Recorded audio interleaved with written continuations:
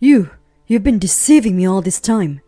Take responsibility and support me. This is an order. What is he talking about? I haven't deceived him. He's just misunderstood everything on his own. Why did I ever fall for someone like him? I almost curse myself for not seeing the kind of man he really is. My name is Belle.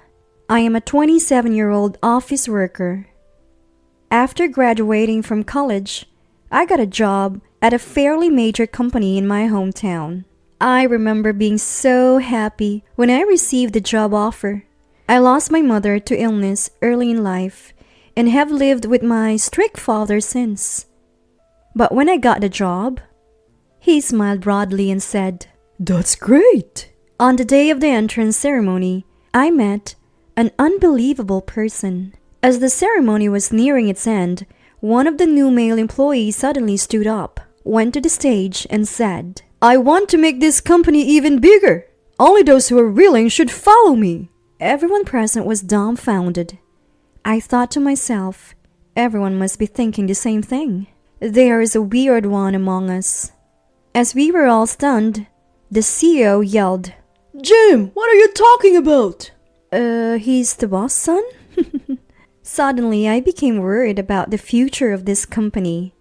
The closing remarks were given by the CEO. Of course, he started with, "I apologize for earlier." The son, Jim, was blushing, laughed at by those around him. Man, isn't he embarrassed? Afterwards, we were assigned to our departments, and I ended up with Jim. "Let's get along as fellow newbies." He's quite a character. Can I really work with him? And so my corporate life began. I was anxious, but Jim turned out to be serious and always quick to apologize for his mistakes. I thought to myself that I couldn't be outdone and worked hard. Gradually, Jim and I became good rivals and friends. "Bill, let's go out for dinner tonight." "Sure, the usual place?"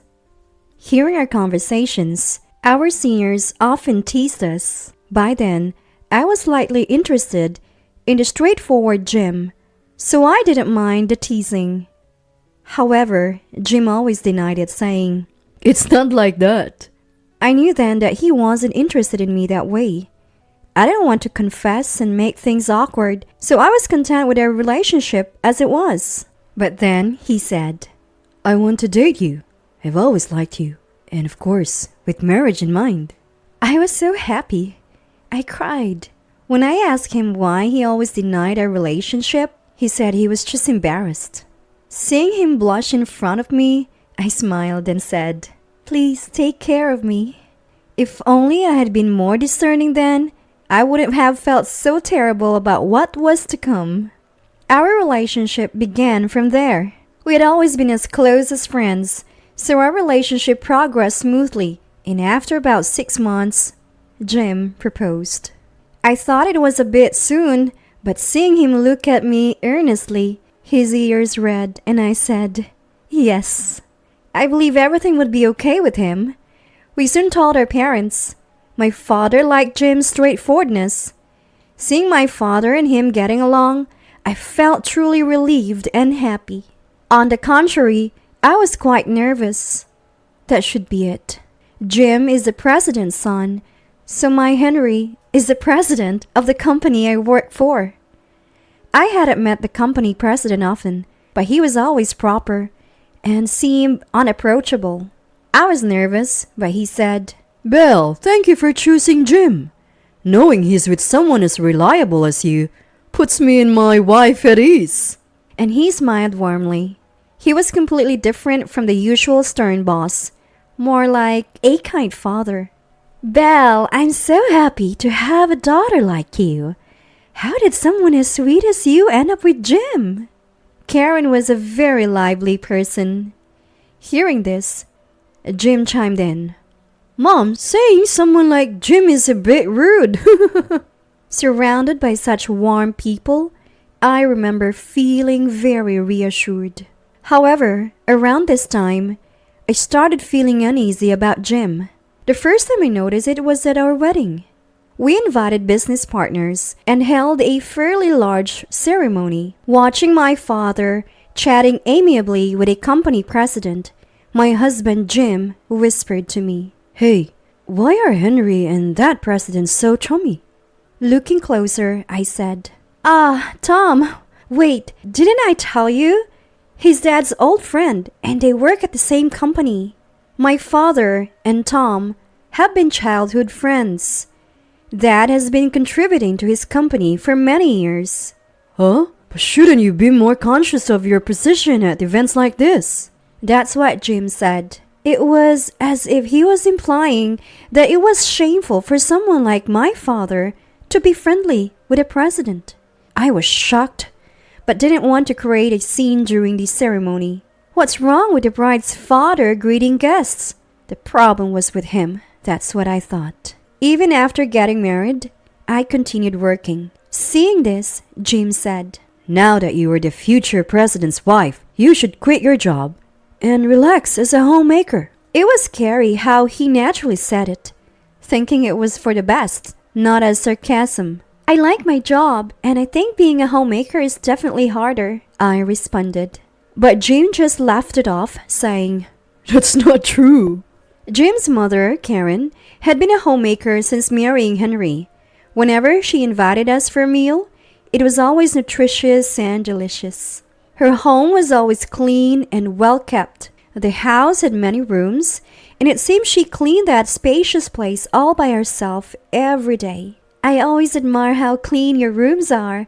I just can't seem to keep mine tidy. As I said this with a bit of embarrassment, she replied, That's perfectly fine, even if cut corners on days when it feels like too much. It's just that my husband has a weak bronchial tube, so I try to be careful about dust. That's all. Jim is the picture of health, just like me. She laughed as she said this. I liked Henry and Karen. Though I disliked Jim's occasional condescending remarks, at that time I never thought about divorcing him because of them. However, an unforgivable event was about to happen in the coming months.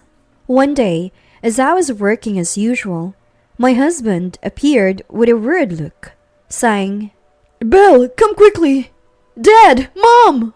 Seeing his face, I immediately knew it wasn't anything trivial. We hopped into a taxi and headed to the directed location. On the way, I learned from my husband that Henry and Karen had been critically injured in a car accident. He was so distraught that he could barely speak. Supporting my shaken husband, we headed to the hospital room.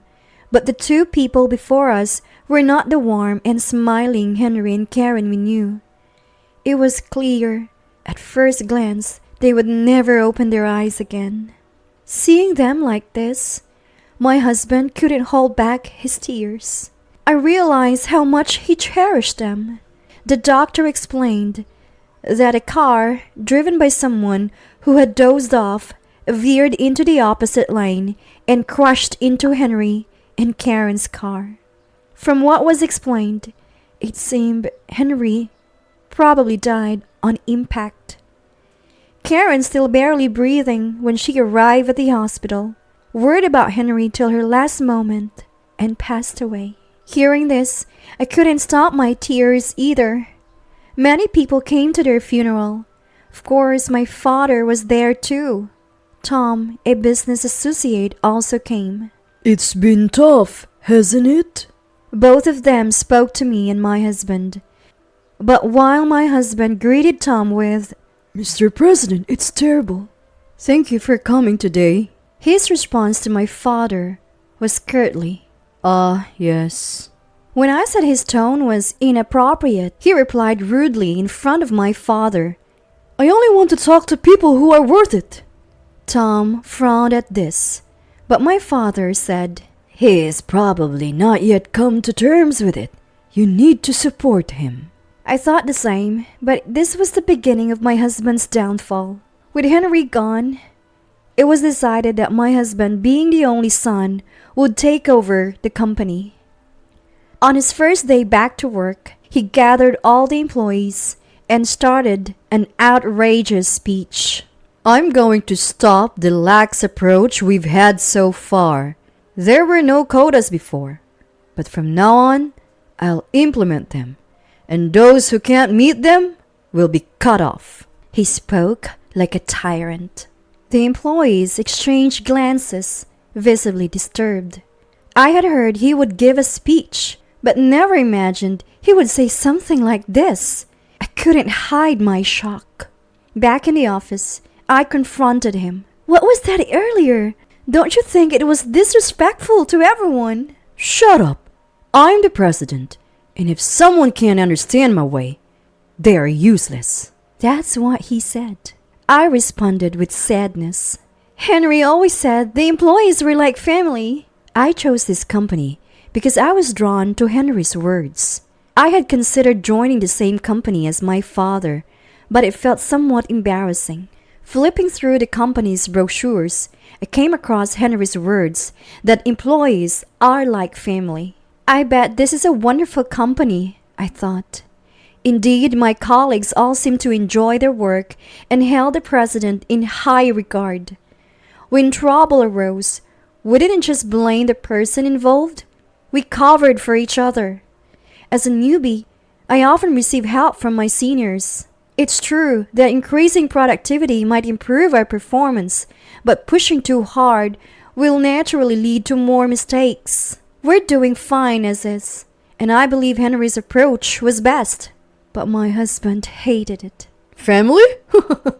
That is too soft. Employees are just pieces. They're different from us, from me. Who is this person? He'd always looked down on others. But realizing this was my husband's true nature, I felt I couldn't follow him anymore. What? That's terrible.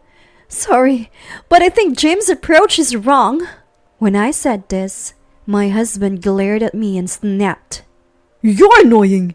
Before storming out of the room. The company became unbearable to watch after that. My husband imposed strict quotas and pushed those who couldn't meet them towards resignation. It got to the point where employees were breaking down, turning to me in tears. I'm sorry. That's all I could say. One by one, employees left until, within a half a year of my husband taking over, the staff halved.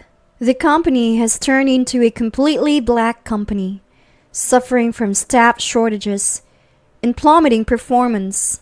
It was getting so bad that I thought it might be better to consider closing down. It's only a matter of time. Then, I received terrible news. It was from Tom. I rushed to the hospital. Dad? There, my father, a bit thinner, lay in bed. What's up, Belle? What about your work? Your company's in trouble, right? Even after collapsing at work, that's what he said. The doctor's words left me in despair. Dad had pancreatic cancer. Prepare for the worst. He might not have a year left. Back in his room, Dad said, Am I that bad? You were always bad at hiding things. With a small smile, hearing that, I burst into tears. Dad always put himself second. My beloved father. We talked about the old days and caught up on recent times. When I mentioned my husband's awful behavior, Dad fell silent with a puzzled look. Back home, I made a request to my husband. We barely spoke lately, and our marriage was falling apart. But I hadn't divorced him because I was worried about everyone at the company. Still, for now. Hey, Dad has cancer. He might not last a year. Can I take some time off work to be with him? I thought even he would agree, but he coldly replied, Why? Can't believe you're saying this given the current situation. I knew I was asking a lot, but the current situation was his fault, and I kept silent as he continued. Besides, you're married now, part of this family. If you want to go so badly, get a divorce first. He sneered. Then he said something unforgivable.